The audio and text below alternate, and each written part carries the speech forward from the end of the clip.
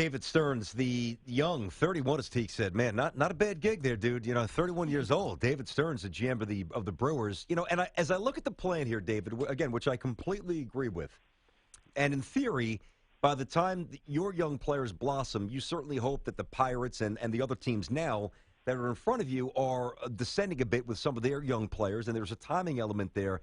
But I'm a little surprised that with all the moves that Lucroy, that you didn't look to deal him, because didn't he say, and I might have this wrong, but didn't he kind of come to the team or say, hey, listen, if we're going to rebuild, maybe look to trade me? And if you're going to really rebuild, why not rebuild all the way? Well, I think what Jonathan has expressed is a desire to win, and that's something that ultimately we all share. He's a very competitive person. He's a passionate person. He cares about winning, and frankly, I applaud that, and I hope our entire organization and our entire team shares that commitment to doing everything we can to get this on the right track. The fact with Jonathan is he's a really good player. He's a very valuable player. He's valuable to us. And whenever you have valuable players, you get calls on them from other teams. And so that's natural.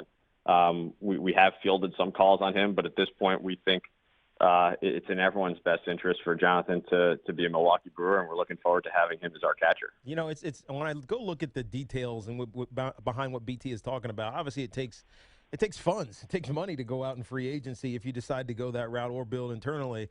But just reading on Forbes, your operating income jumped significantly, 139% from 2015. And does that give you a lot of, hope that when the opportunity comes, that you'll have the resources to strike? You know what I'm getting at?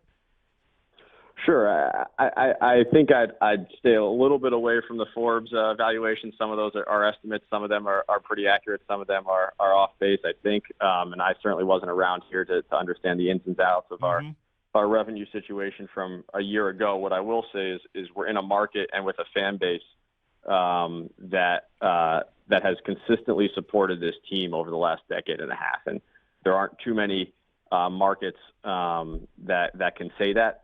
And that gives us an enormous advantage going forward.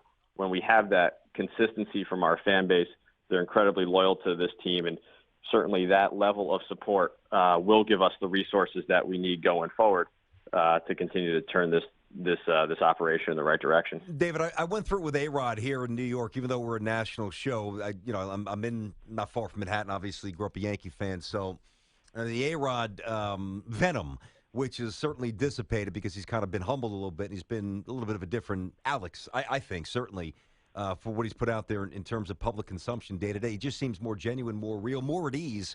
And I say all this to get to Ryan Braun, because the Yankee fan has kind of come around and listen, it doesn't hurt when you smash 35 home runs like he did a year ago.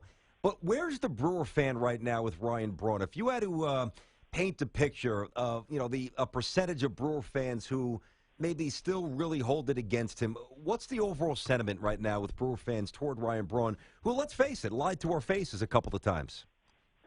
I think we have a fan base that supports the organization in its entirety, and that includes all of our players. And so when our fans come out to Miller Park, they're cheering for the jersey, the tradition, the loyalty to the organization.